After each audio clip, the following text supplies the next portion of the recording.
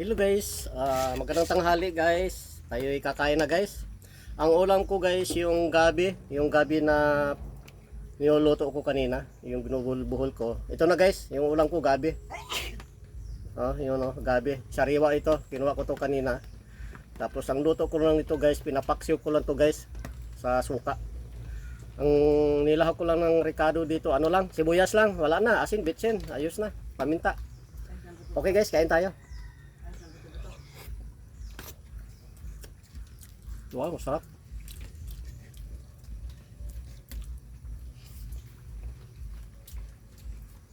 Wow. Tama lang yung asim.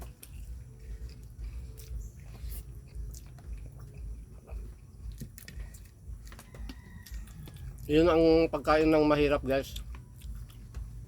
Kaya alam niyo, guys, kaming mga mahirap, okay na kami dito. At saka isa pa, kontento na kami dito sa pagkain namin, ulam namin. Ito, tinitirahan ko. Kontento na ako, guys. Hindi naman katulad ng iba na milyonaryo, bilyoneryo, milyonaryo, ako nga, bilyoner. Hindi katulad sa kanila, mga mayaman na, hindi pa sila nakontento sa kayamanan nila. Dapat, nubra naman yung pera nila, dapat pamimigay na yun sa mga mahihirap.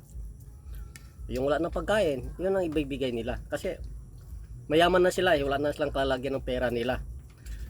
Pag sila ay mawala na, wala na sa mundo, hindi naman nila madala yung kayamanan nila. Okay, kasi kain tayo.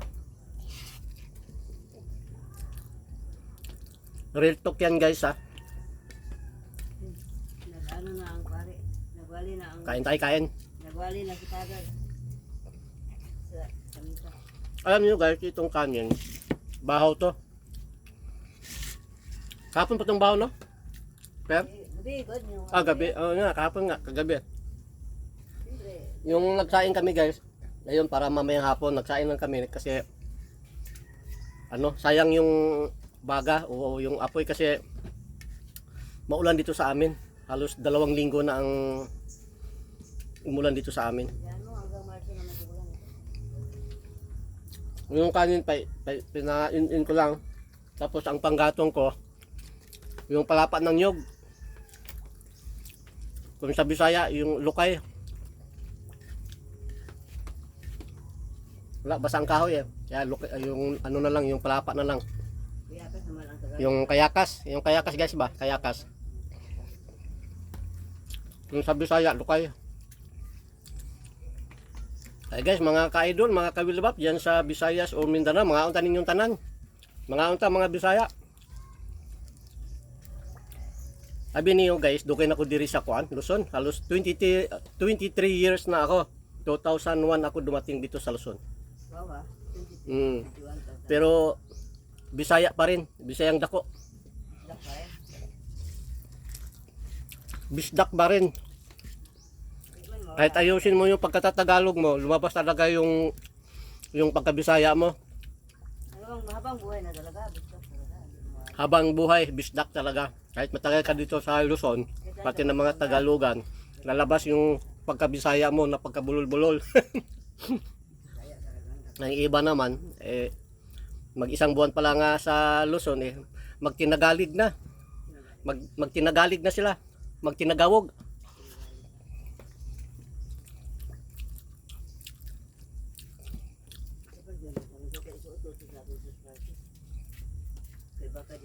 Pero masarap ito gabi pag guys, yung gata.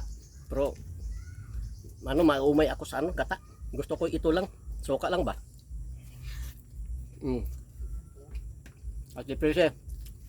Doon tayo, baka yung lawa mo dyan sa loob.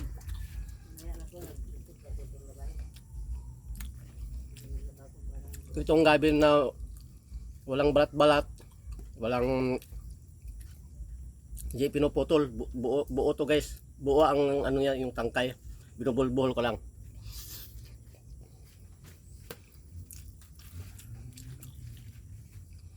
Sarap.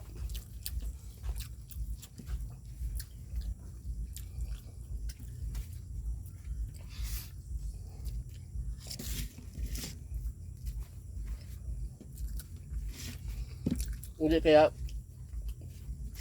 mahirap ang kanin yan. Hindi na in ata maigi.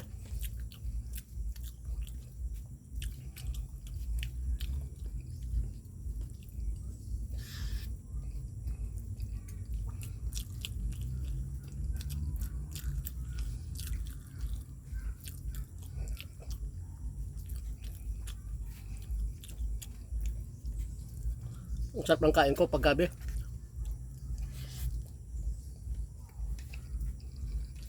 Wow. Sarap. Sarap guys.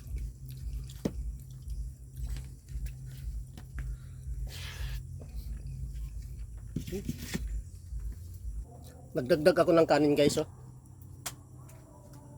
Na iwan ko kung luto na ba ito o ano, parang kulang in yata to. Masarap kasi ang ulam ko eh. Sarap din ang bigas.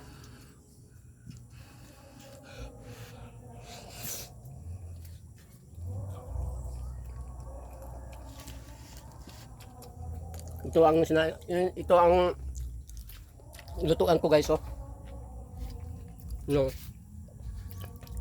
Yan oh. Nakabitin. Wala tayong magawa eh.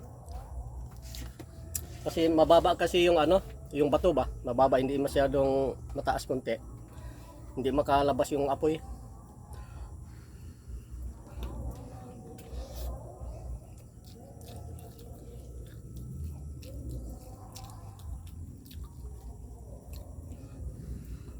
Sarap.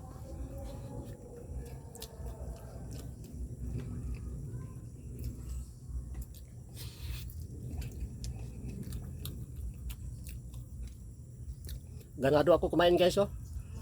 Sarap. Masarap din ang gulay. Masarap din yung kanin. Yung binigay ni engineer na pamasko, na isang sako.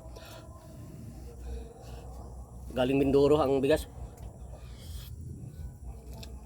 Mainit. Nagusok-usok na oh. Nagusok-usok sa kainit.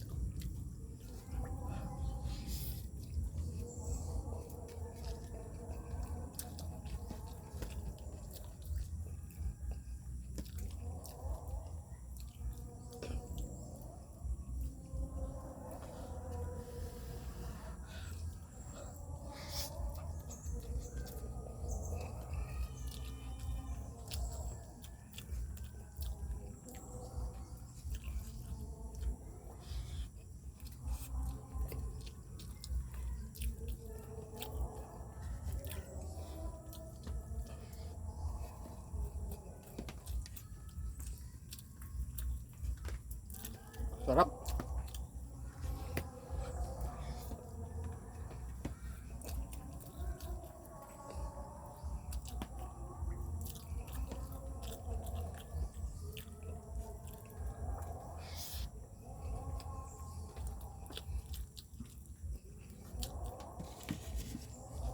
Okay guys, bye bye guys. Hanggang dito na lang ako guys. Bye bye, ingat. Bye bye.